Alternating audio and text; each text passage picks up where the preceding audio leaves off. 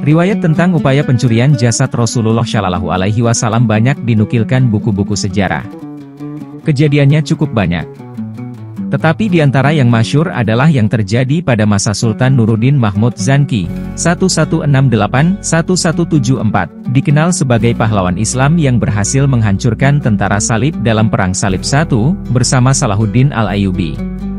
Dalam buku beberapa bagian dari sejarah Madinah karya Ali Hafid dikisahkan, suatu malam Sultan Nuruddin mimpi bertemu dengan Rasulullah Shallallahu Alaihi Wasallam.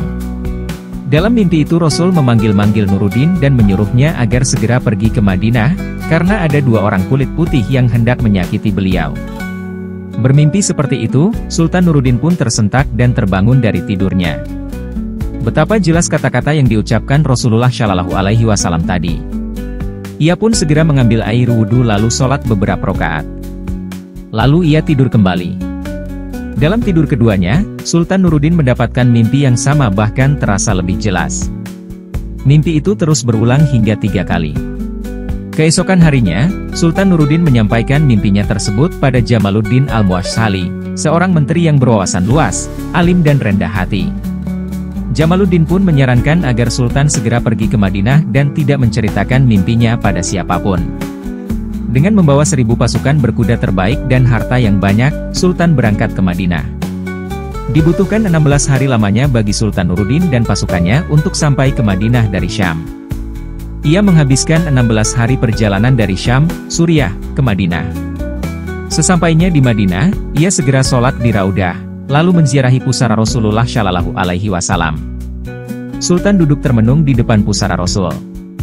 Segera setelah itu, ia memerintahkan agar seluruh penduduk Madinah berkumpul, terutama penduduk dan peziarah di sekitar Masjid Nabawi. Sultan membagi-bagikan hadiah pada setiap orang yang datang dengan harapan bisa bertemu dengan dua orang yang dilihatnya dalam mimpi. Sayang, ia tidak bertemu dengan dua orang yang dicarinya tersebut. Maka berkatalah Sultan Nuruddin, apakah ada yang belum mendapat hadiah? Mereka menjawab, tidak ada, kecuali 2 orang dari Andalusia. Keduanya tidak mengambil sedikit pun, karena tengah khusyuk beribadah di Raudah dekat makam Nabi. Saat ditanyakan bagaimana warna kulit kedua orang itu, maka dijawablah bahwa kulit mereka putih kemerahan. Setelah dicari, kedua orang itu segera dihadapkan kepada Sultan Nuruddin untuk diinterogasi.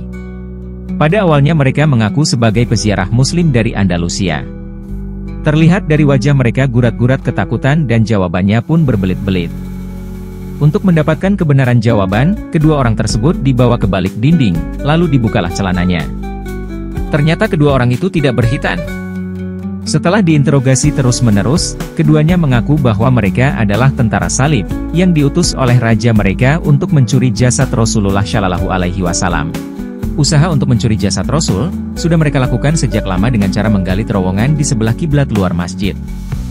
Setelah itu, keduanya dihukum mati dan mayatnya dibakar di luar Masjid Nabawi.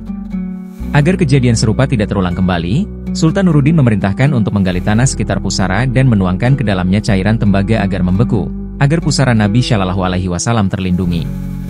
Mengapa tentara Salib tersebut mau mencuri jasad Rasulullah Shallallahu Alaihi Wasallam? Jawabannya jelas, Rasul adalah simbol agung bagi umat Islam. Semua yang ada pada Rasul memiliki nilai yang tak terhingga, termasuk pusara dan jasad beliau. Seandainya mereka mampu mencurinya, itu adalah hal luar biasa dan menjadi kebanggaan tersendiri. Sebaliknya bagi umat Islam, peristiwa itu teramat memalukan dan bisa meruntuhkan mental. Terima kasih sudah menonton dan menyimak kisah ini. Jika Anda suka pada konten-konten misterius dan belajar, silakan beri dukungan dengan like, subscribe, dan komentar. Sampai jumpa pada kisah berikutnya.